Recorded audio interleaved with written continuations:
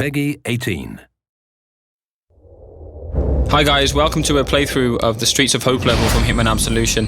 My name's Travis, I'm on the community team at IO Interactive in Copenhagen, and I'm with the game director, Tor Bluestyle, who's here with me.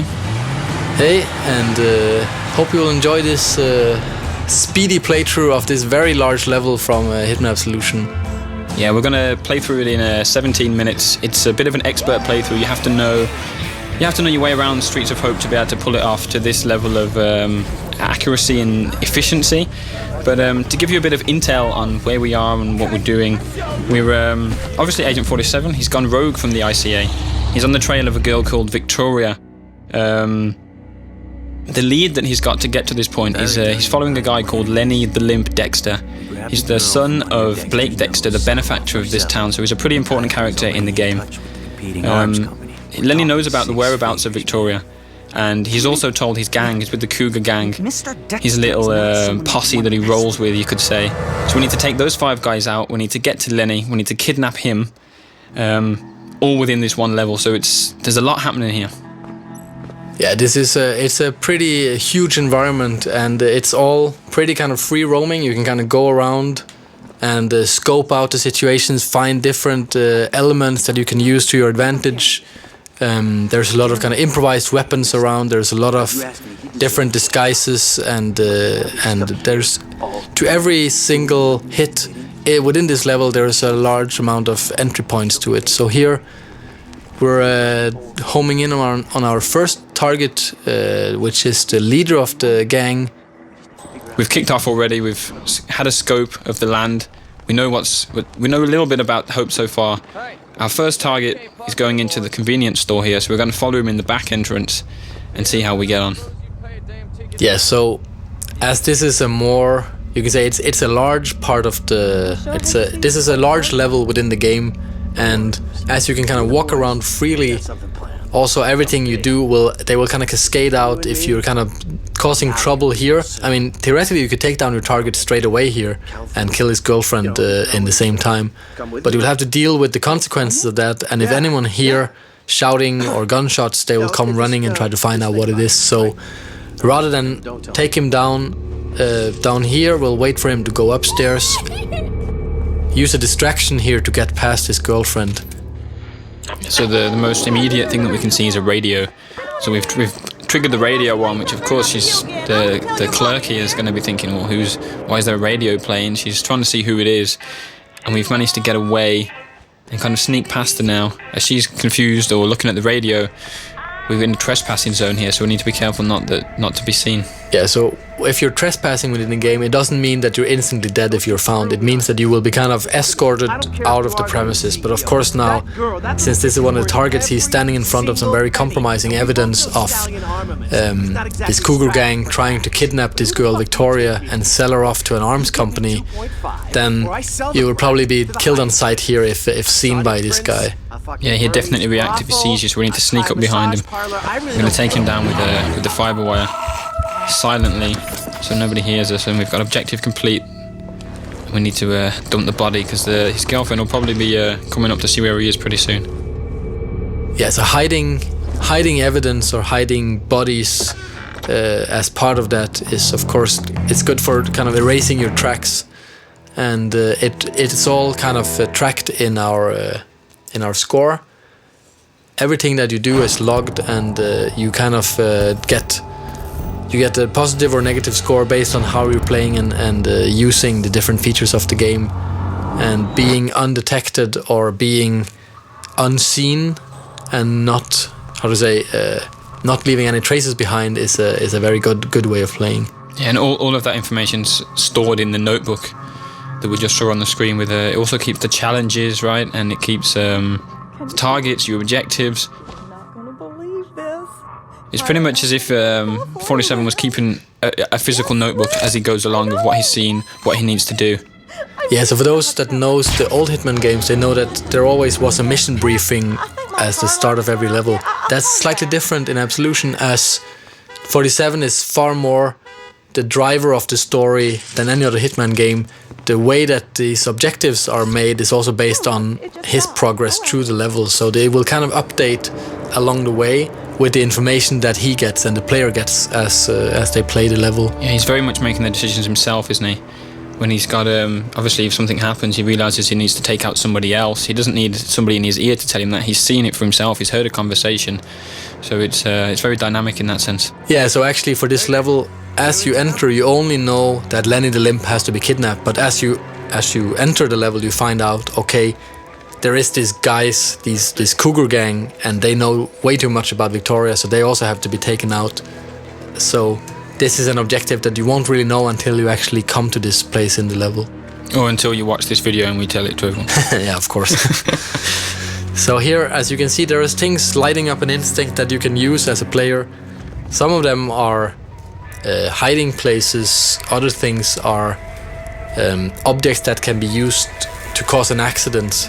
And especially with the targets, of course, it's very useful if you make it look like an accident. Then they won't even be looking for a killer if they didn't even know it was a murder committed. And the instinct as well, you're about to trigger it here as well. You can see the targets, or the NPCs are lighting up as well. And we saw when we came past there was a little icon for a hint. It's for those of you, you can obviously see that we're not playing in purist mode, our difficulty where you get no help from the game at all. All of these options can be turned off if you want a real challenge.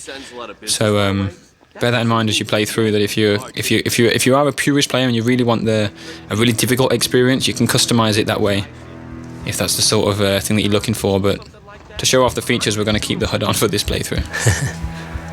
So we're approaching our second target here.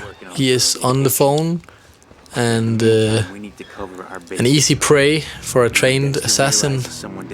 And instead of just killing him off straight away, we will kind of subdue him and try to make it look like an accident here, actually, by using the explosives that we found earlier. So we had the option to snap his neck as well. That's if we're running short of time, or if we just feel like being a bit more brutal through the level, isn't it? It's very much about choice, right? All the different mechanics are built to create sensible choices for the player. If you want to be brutal, if you want to be violent, you can do that, but it will affect your scores and your challenges. Oh, busted. All right, we'll deal with this. You're under arrest. Ow.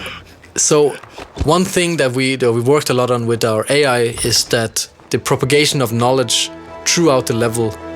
That this guy, we took care of him really fast, so it meant that anything he had to say to his friends on the radio, he didn't get the time to say anything at all. And that meant that nothing actually got conveyed, and we're free to continue throughout the level as if nothing happened. Yeah, it was perfect timing from 47, really, in a way, because the police officer's not going to start shooting at us straight away just for being in the area. He needs to... You can hear him shouting, he's saying, "What are you doing?" And then before he's got a chance to kind of realise that we're not going to move and that we're a bit of a shady character, we've killed him. So it's, yeah, we move on from there. So here we're using the remote detonated explosives that we found. And as you remember, the target we dropped down, the one that is just knocked out, he's over there by the tires, and now he is dead, as you can see in the target tracker. That was quite a big explosion. The other cars there have caught fire, so this could get interesting. Yeah, this is not very subtle, but it does cause a bit of a stir in the town, and it will draw the attention of especially all the guards or cops. As you can see here, they come running, which leaves the next target a little bit easier to get to, because he is quite heavily guarded. He's kind of like the king of the scrapyard, as you'll see here very soon. So this end of the street now is a lot more empty than it was when we first arrived and took a look around. So there's definitely more freedom here for us. You can see the target there. He's roaming the scrapyard as he does, king of the scrapyard, as it were. And you can see the explosion was absolutely huge. The black smoke is pillowing upwards past the big poster of Dexter there, the benefactor of hope, as we mentioned earlier. But we now need to head into the scrapyard. You can still see the target just on the screen there. We've got a sign, "Warning, keep out dogs," so we should be careful. Yeah, dogs are also a feature of the game. They will alert nearby NPCs, as we see here. We're trying to sneak up on one, and obviously we're not allowed to be here. Even if we had a disguise on, this dog would bark on us. And so we've grabbed the dog bone. We think that he might have been barking for that, or he's noted us. He might be just wanting to get a chew on the bone, but the barking has actually alerted an NPC. This mechanic here has come across, so we need to be careful. Yeah, so this poor guy doesn't know what'll hit him. I should always check what's behind you. The dog's stunned. Yeah, so as we're trespassing here in the scrapyard, this mechanic comes in pretty handy, as we can take his disguise and move around a lot more freely in this area. We don't have to kind of sneak around, because now, as long as we don't get close to the other NPCs, we're actually allowed to be here. Yeah, and we're going to shove him in the closet, keep him out of sight. There's no evidence that he was ever here. We've got our disguise. And we saw the target walking deeper into the scrapyard, so that's where we're going to head now. Yeah, so now dressed as a mechanic, if you have to get close to other NPCs, it's very useful to blend into the environment and kind of just pretend that you belong here. So as we'll see here, this NPC, he is kind of wondering who you are, but he's not suspicious yet. But if you kind of would have stayed closer to him for a longer amount of time, then he would eventually have found out, or if there's 2 or 3 of them close. Yeah, the mechanics will recognize if there's it's a small town, so they know each other pretty well. So a bold guy walking around does look suspicious, why 47 needs to blend in. But of course the police officer, he's not so familiar with the mechanics, so he's not going to bust you. But we're thinking about taking him out with the crowbar here, but thought better of it. Yeah, I think if you pick up that crowbar, he will kind of get a little bit suspicious about you, so it's better to let it be. So here the target's been dealing with some dirty cops, and he's heading off into this tiny garage over here. I think he is the guy who is in charge of the cars for the gang. So they're kind of preparing this kidnapping of Victoria, and he is preparing the car here. And that's an accident waiting to happen, as you can see in Instinct here. It's a good choice of words. Yeah, accident kills are a very big feature in Absolution, and there's a large number of ways of taking down every single target in the game. And this is where the team has really went to town on coming up with inventive ways of killing targets that are kind of localized to each area. So naturally here in a garage, what better to use than a car lift? Who's screwing about? Okay, all right. Who's making the racket? So it's the 3rd target down. The target tracker resembles that. We've got three targets down, a really high score. The police are on the way in to see what's happened. You can hear the mechanics. We're a bit worried about this guy who's just been crushed, but we're clear. We're away. It's got warning attack dogs again, so we have to be careful about that. We're now in the cougar's nest. This is like the main hangout area for the cougars. They're there hosting a bit of a party for Lenny. But they're having a barbecue, and you might see the lighter fuel there, which could be an option. Barbecues and lighter fuel tend to go pretty well together when Agent 47's around. And we can also see the policeman down there. He's allowed to be in this area. We're not, as a mechanic. It's a bit of a private area, so we're going to try and take his disguise and see if we can get closer to our target. Yes, usually these kind of isolated characters are pretty useful for us, as they provide disguises and weapons and so on. We've just got an improvised weapon there, a bottle. Smash this around the guy's head. Smash. He's down. Disguise is ready to get picked up. And 47 needs to choose a weapon here. Yeah, so what else to use than an axe rather than a tomahawk? And we can see why the police officer was so distracted there. That was a really perverted guy. And now we have his clothes on. Awesome. So dressed as a police officer, we're allowed to get closer to these guys up here. And basically we only have one of these as a target, the one in the middle. Yeah, Mason. And everyone else, unfortunately, will be collateral in this point shooting, which is one of our new features in the game. Allows us to kind of slow down time to a minimum, and using our instinct powers, take them down instantly. And as you can see, they're trying to pull their guns to fight back, but as they're taken down too quickly for that, the whole thing goes down without anyone making a sound, as we also use silenced guns for this. Yeah, we've also used all of our instinct though. It's very expensive to use point shooting, especially on so many characters all at one time. So there's a lot of strategy involved in when you should use your point shooting. You can't just walk up to any character and shoot them and do it instantly. You have to make sure you do it at the right time, otherwise you run out of instinct completely. But there's the other target's come out here. He's come to investigate, probably come back to the barbecue, and he's stunned by the dead bodies. Ow, poor old guy. 47's just killed the barber. Yeah, that's sad, but it's for the greater good. We need a new disguise here, because now there's a lot of police officers in the building here. So using the barber, which is freely allowed to walk around here, it's a pretty powerful disguise, and as you can see, there's lots of characters here, so trying to go in here guns blazing would be pretty dangerous and difficult. There is a lot of NPCs here. You can also see there's a guy a little bit further ahead getting his pistol ready, so he's prepared for a shootout. But it would be a bit of a mistake to pull your guns out here. Sneaking through as the barber is probably the best way through. Towards Lenny, who you can see down there.